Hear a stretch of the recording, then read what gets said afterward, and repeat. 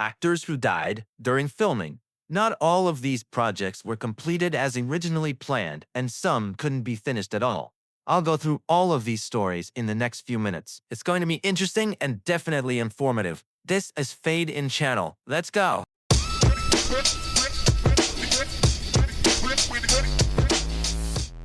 Heath Ledger. Let's start with a legend.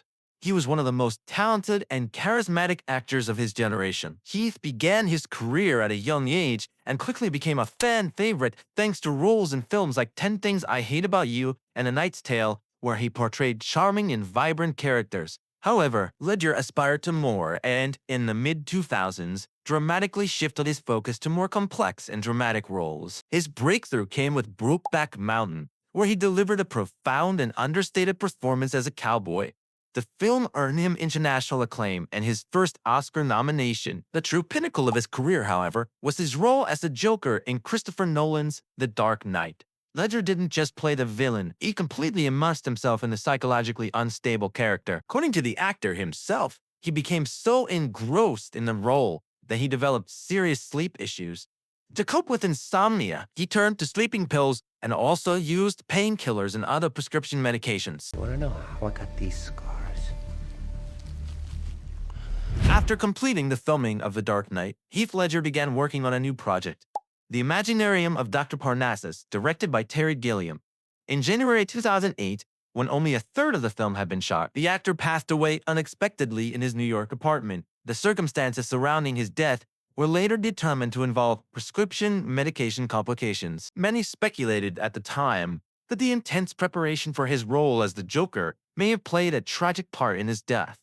Despite the shock and grief, Ledger's friends and colleagues came together to complete the Imaginarium. Johnny Depp, Jude Law, and Colin Farrell agreed to take over his role, splitting the remaining scenes in parts where the character travels through different worlds and can change appearance. The script was slightly reworked, and with the help of a body double and some technical techniques, filming was completed. The film's credits include the dedication, a film from Heath Ledger and friends, a touching tribute to the actor's memory. Ledger's death shook Hollywood. His portrayal of the Joker, released posthumously, became iconic and earned him a posthumous Oscar for Best Supporting Actor. His performance is remembered as one of the most powerful and darkest in cinematic history, and Ledger himself remains in the hearts of audiences as an actor who fearlessly took risks and gave everything for his art. Richard Harris. He was the first to bring the character of Albus Dumbledore to life on screen. Richard portrayed the Great Wizard in the first two Harry Potter films, Philosopher's Stone and Chamber of Secrets.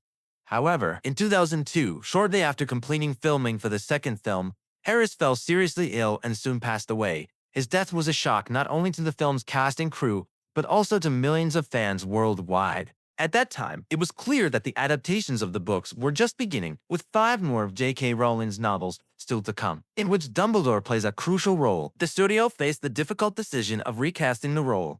Ultimately, Michael Gambon became the new Dumbledore. When in doubt, I find retracing my steps to be a wise place to begin. Interestingly, Peter O'Toole, a close friend of Richard Harris, was also considered for the role of Albus Dumbledore. But he declined, explaining that he couldn't replace a friend with whom he shared not only a common past but also a deep bond.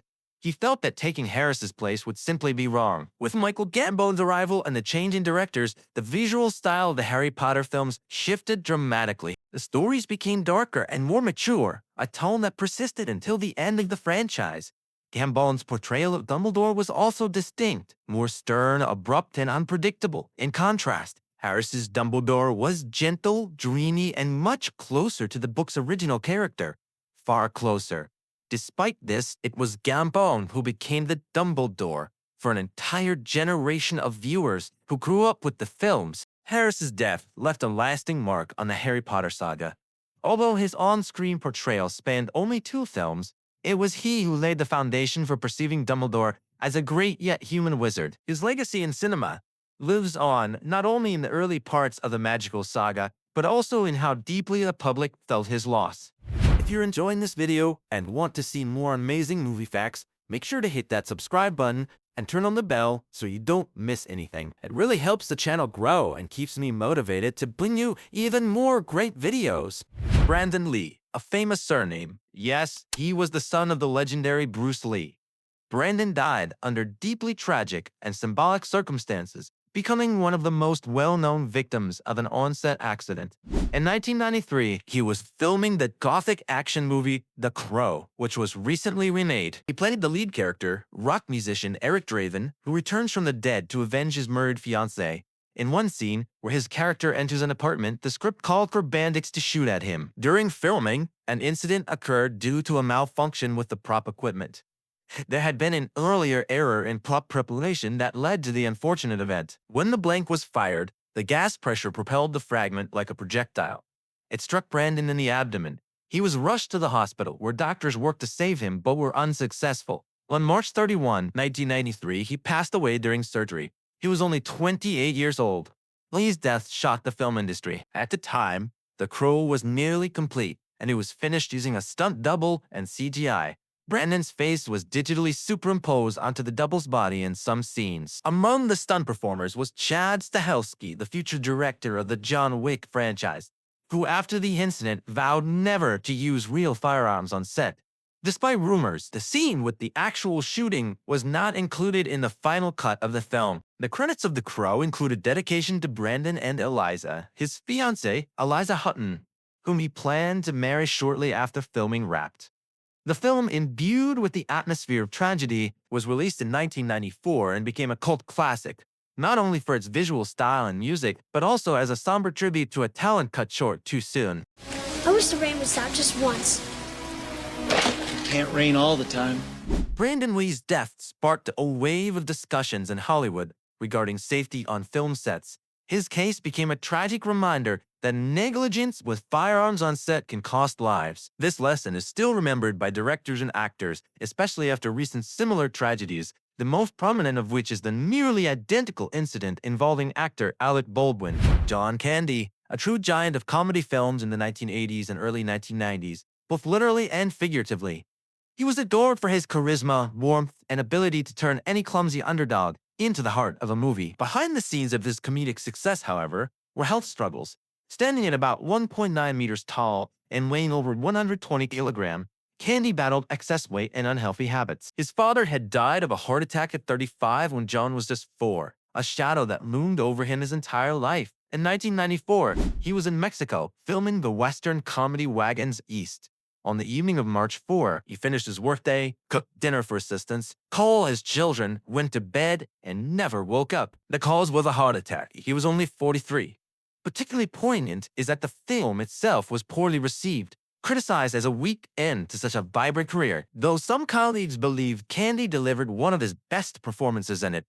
At the time of his death, about 2/3 of the film had been shot. The remaining scenes were completed without him, after the insurance company paid out $15 million due to his passing. Candy left behind nearly 40 films, countless iconic roles, and a directorial debut, the TV comedy Hostage for a Day, which he completed shortly before his death. His final fully completed film, Canadian Bacon, was released posthumously. He is survived by his wife, Rosemary, and 2 children, Jennifer and Christopher. Even decades later, John Candy is remembered as one of the kindest and most genuine actors in the comedy genre, whose death was a tremendous loss for the industry and audiences worldwide. You mean? That's right, the Harry Crumb. River Phoenix, if you're unaware, was the older brother of Joaquin Phoenix, the very same Joker from the recent film. River was a true rising star in Hollywood, an actor with a rare combination of talent, depth, and charisma. He began his acting career in childhood and gained recognition for his role in the drama Stand By Me. In 1988, he earned nominations for an Oscar and a Golden Globe. Unfortunately, his promising career ended early at the age of 23. On Halloween night in 1993, he was at the Hollywood club The Viper Room, partially owned by Johnny Depp, where he was set to perform with his band, Alakazanic. That night, he was with his brother Joaquin, sister Rain, and girlfriend Samantha Mathis. After feeling unwell in the club's bathroom, River stepped outside and began convulsing on the sidewalk. His sister tried to hold him, while Joaquin called 911. Phoenix was rushed to the hospital, but the doctors could do nothing to save him. Later, medical examiners reported complications related to substance use. Medical professionals noted the severity of the situation. However, those close to Phoenix long disputed the official findings regarding the circumstances of his passing. River was a vegan, refused to wear leather, abstained from meat, and was a passionate advocate for animal rights and environmental protection. His mother, Arlen, later wrote that she didn't believe her son was a regular drug user and described his passing as a safe transition.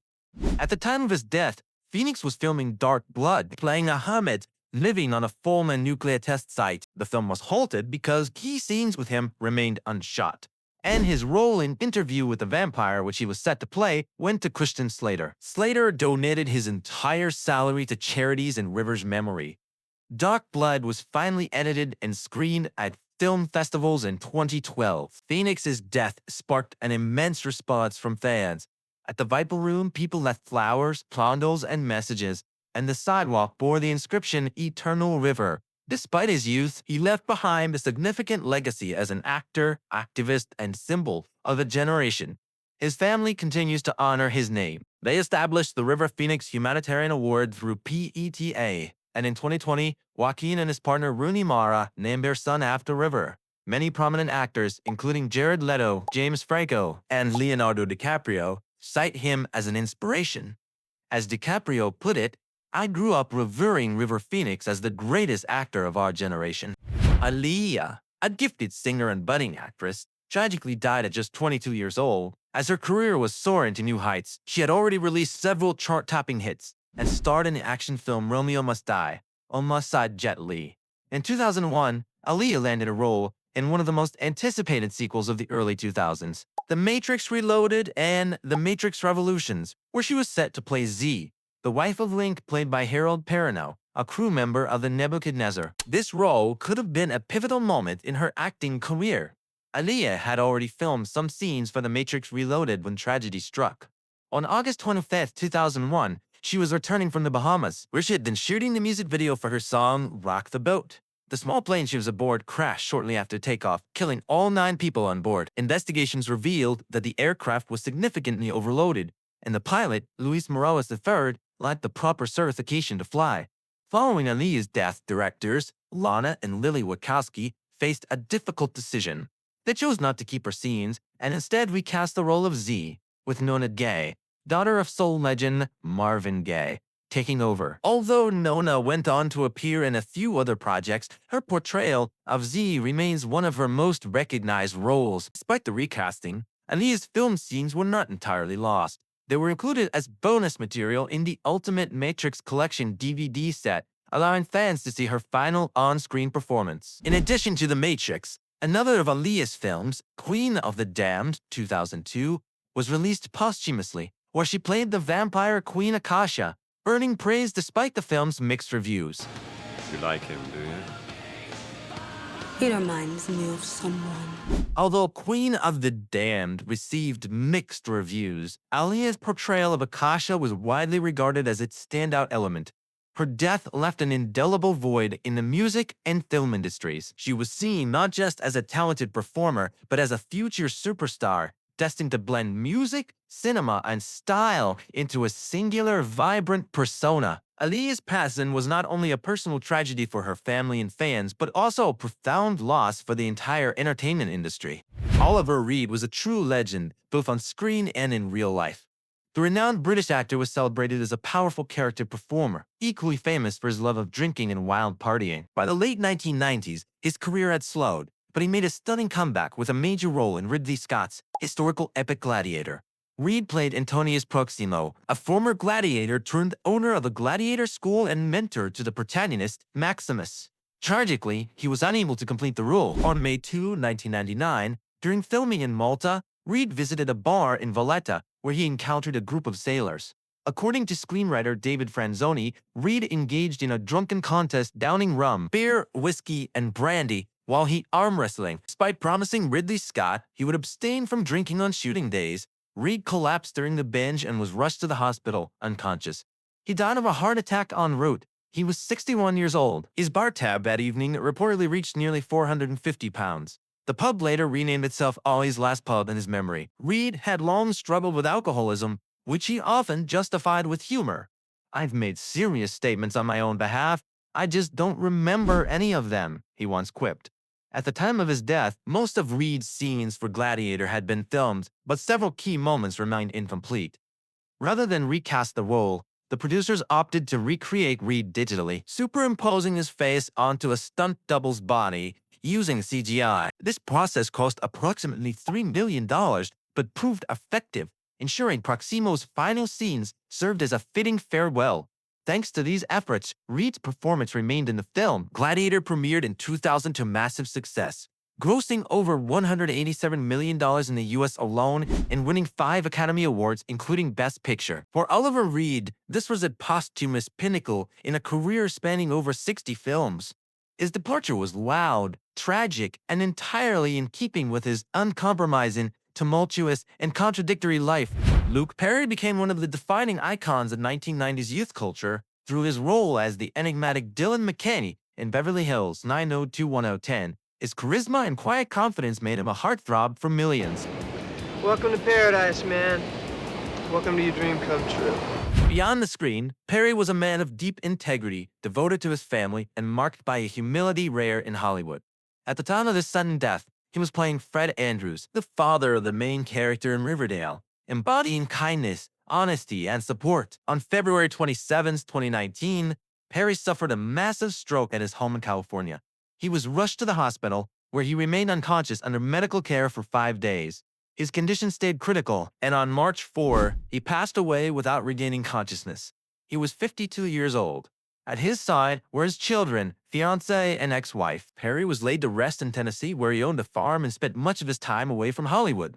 His death sent shockwaves through his colleagues and fans. Stars of 90210, including Shannon Doherty, Tor Spelling, and Jenny Garth, remembered him as kind, honest, and profoundly human. The Riverdale cast, with whom he worked in his final years, shared particularly heartfelt tributes. The creators of Riverdale chose not to gloss over Perry's death, but to honor him with respect. The 4th season premiere, titled In Memoriam, was dedicated entirely to Fred Andrews and Perry himself. The episode depicts Fred's death while saving a woman on the roadside, a role played by Shannon Doherty, Perry's close friend and 90210 co-star, with whom he had hoped to reunite on Riverdale since its first season. The episode was deeply emotional, and its script was fully approved by Perry's family. Notably, Shannon Doherty passed away recently as well, adding further poignancy to the tribute. This approach was not only respectful but set a powerful example of how television can meaningfully bid farewell to an actor who mattered both on and off the screen.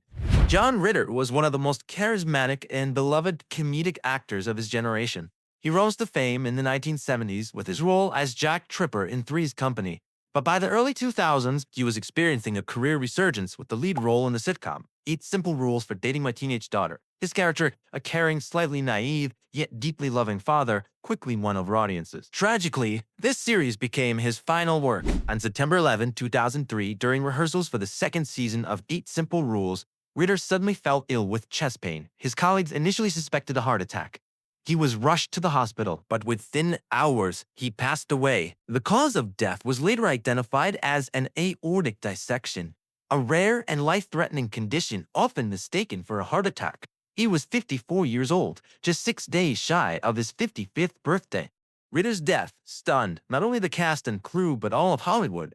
His 8 Simple Rules co-star Kinnick Woko recalled how the team gathered the next day, sobbing and sharing stories about John struggling to process the loss. The show's producers chose not to write out his character, but instead incorporated his death into the storyline. This led to a poignant episode where the family grieves the loss of Paul Hennessy, mirroring the real-life sorrow of the cast and crew. The series continued for one more season, but fans and critics agreed it wasn't the same without Ritter.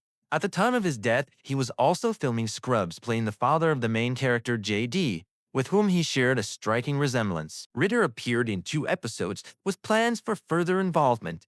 The Scrubs team also wove his character's death into the plot, creating a dramatic arc where JD's brother falls into depression after their father's passing. Following the tragedy, Ritter's wife, actress Amy Yasbeck, dedicated herself to raising awareness about aortic dissection, the condition that claimed her husband's life. She filed a wrongful death lawsuit against the hospital, alleging negligence as a CT scan 2 years earlier could have detected the issue. Yasbeck has since worked tirelessly to prevent other families from enduring the same loss, founding the John Ritter Foundation for Aortic Health. John Ritter left behind a legacy of dozens of roles in film and television, as well as the genuine affection of colleagues and fans. He is remembered as a joyful, empathetic, and authentic person whose talent was matched only by the size of his heart.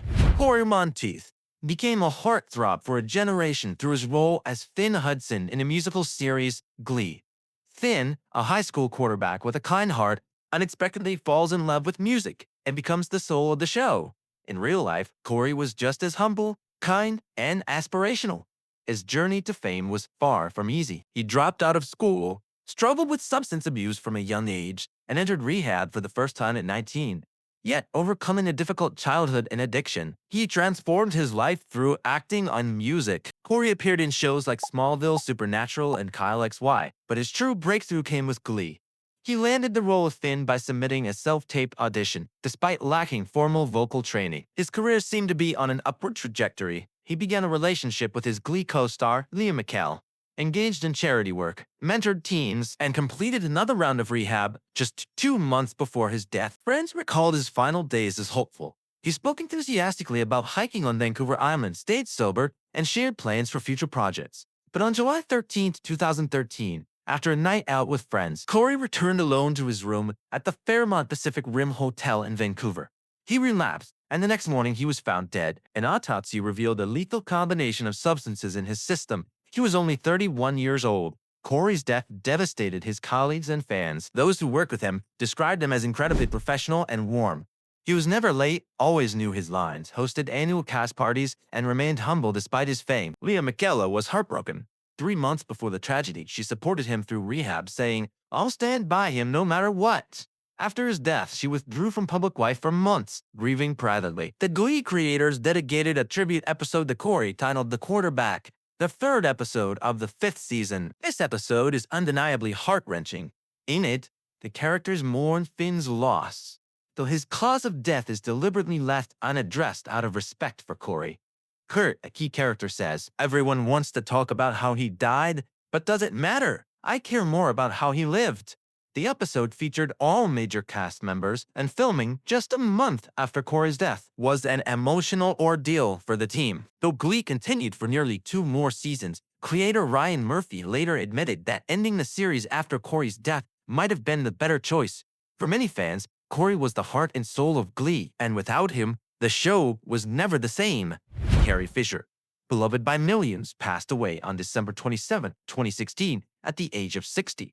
She suffered a cardiac arrest during an 11-hour flight from London to Los Angeles. Doctors later reported that her death resulted from a combination of sleep apnea, a condition causing brief pauses in breathing during sleep, and other undetermined factors. Subsequent toxicology reports revealed a mix of substances in her system.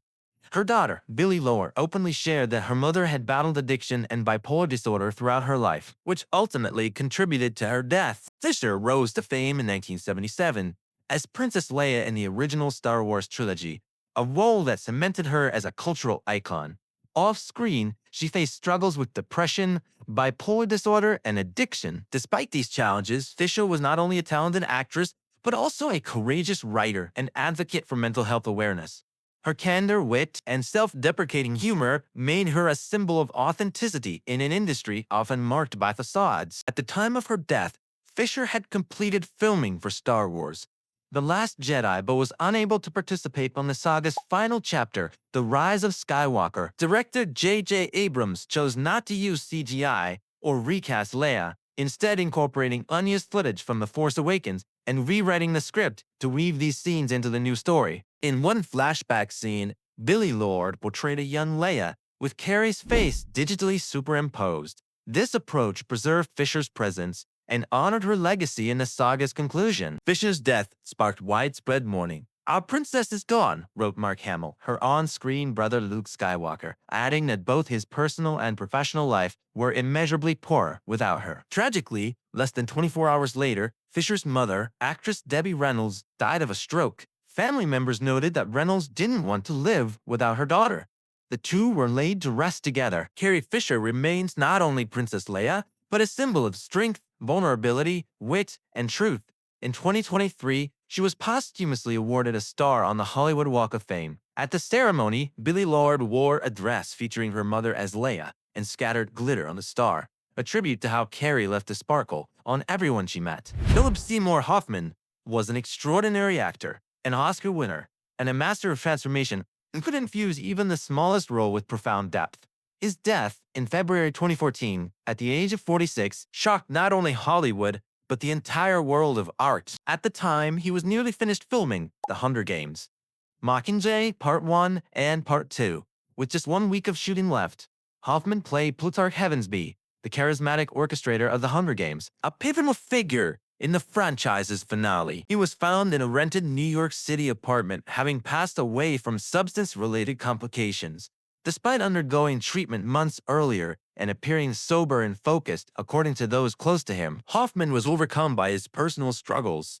He had been open about his battles with addiction, first entering rehab at 22 and later admitting in 2013 that after 23 years of sobriety, he had relapsed. Director Francis Lawrence, who helmed The Hunger Games, said Hoffman's role was too vital to simply write out. Instead of recasting or relying entirely on CGI, the team redistributed his remaining lines among other characters. In one scene, Plutarch's speech was conveyed through a letter given to Woody Harrelson's character. Already filmed footage was used, with minimal CGI to complete the role.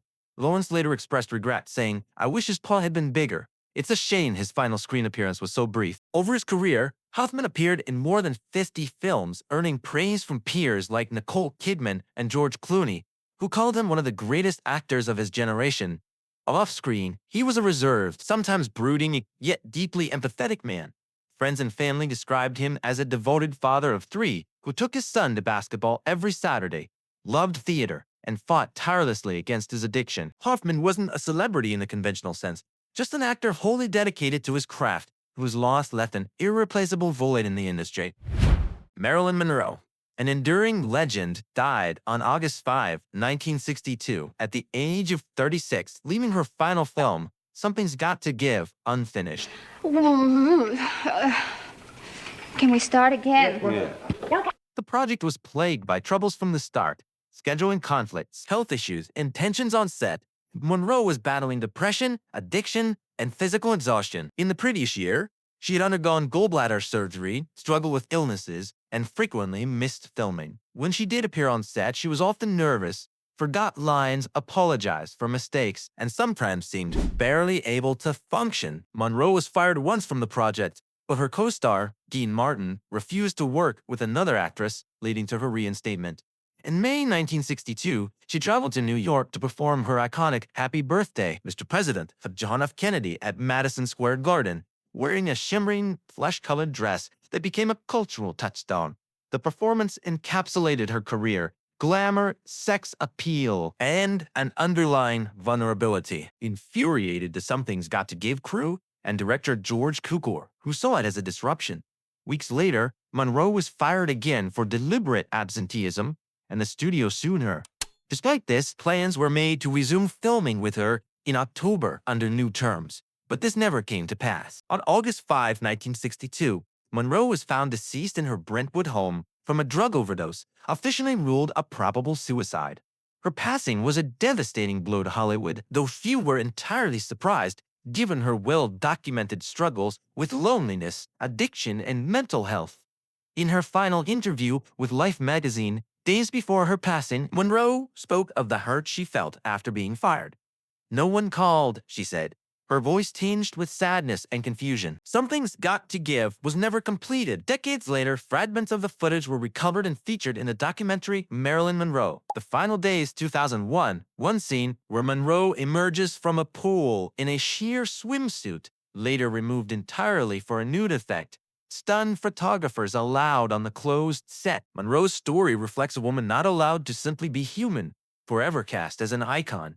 Her legacy endures as a testament to her talent, vulnerability, and the unrelenting pressures of fame. Paul Walker, globally renowned for his role as Brian O'Connor in the Fast and Furious franchise, tragically died in a car accident on November 30, 2013, in Santa Clarita, California. He was just 40 years old. Walker was a passenger in a Porsche Carrera GT driven by his friend Roger Rodas when the car, traveling at high speed, crashed into a pole and a tree before bursting into flames. Both men perished in the accident, a cruel twist of fate. The actor, whose career was defined by films centered on speed and cars, lost his life in a fiery crash. At the time of the accident, Walker was on a break from filming Furious 7. His death sent shockwaves through his fans and the film's production team. Determined to honor Walker's memory, the producers chose not to rewrite the script or recast his role. Instead, they invested an additional $50 million to complete the film respectfully. Walker's brothers, Caleb and Cody, served as body doubles, with Paul's face digitally superimposed onto their bodies using CGI during post-production. Archival voice recordings were blended with his brothers' voices to maintain authenticity in dialogue. The final scene of Furious 7 became an emotional pinnacle.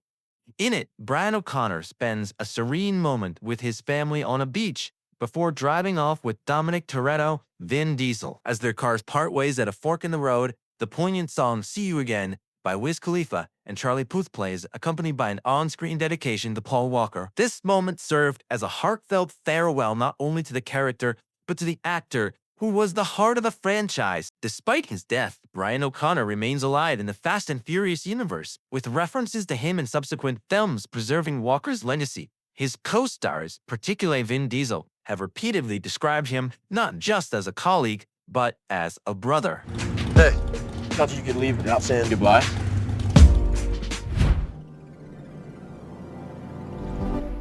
So, which story blew your mind the most? And who do you think I completely forgot to mention? Let me know in the comments right now. You're watching Fade In. Smash that subscribe button so you don't miss the next one. See you soon.